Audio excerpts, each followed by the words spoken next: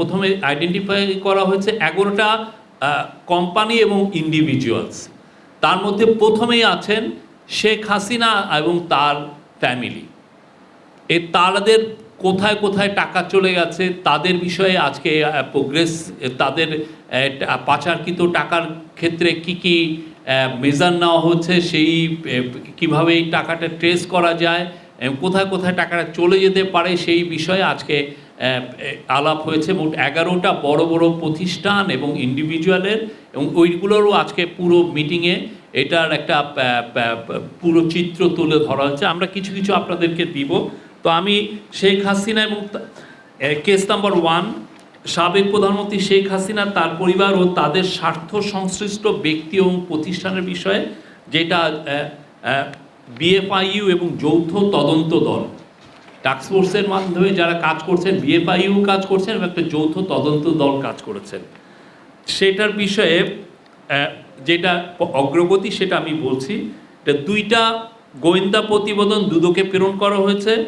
5.15 কোটি টাকা স্থিতিসহ 11টি ব্যাংক হিসাব অবরুদ্ধকরণ মানে ফ্রিজিং করা হয়েছে, যেটা বিএফআইইউ করেছে, এবং সকল ব্যাংক হিসাবের তথ্য দুদকে প্রেরণ করা হয়েছে।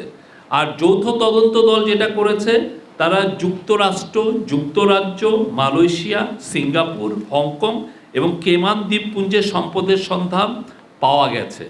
তারা তাদের সম্পদে, এই যে সাবেক প্রধানমন্ত্রী শেখ হাসিনা, তার পরিবার ও তাদের স্বার্থ সংশ্লিষ্ট ব্যক্তি এবং প্রতিষ্ঠানের, এদের ক্ষেত্রে অ্যাসেট ট্রেসিং আমরা করতে সক্ষম হয়েছি।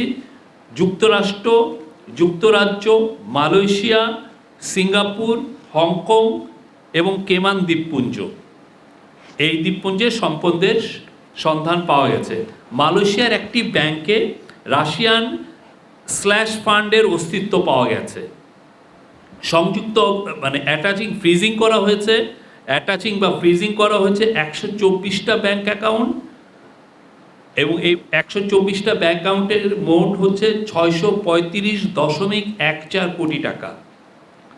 রাজুকের 1.8 মানে 1.80 কোটি টাকার দলিল মূল্যের 60 কাঠার প্লট। আপনি জানেন এটা রাজুকের মূল্য হয়তো 1.80 কোটি টাকা, কিন্তু এখন এই 60 কাঠার যে প্লট, এটা সব পূর্বাঞ্চলে, আপনার পূর্বাঞ্চলে এখন 1 কাঠারই দাম 2-3-4 কোটি টাকা, এবং 8.85 কোটি টাকা মূল্যের 10% জমি সহ 8টি ফ্ল্যাট।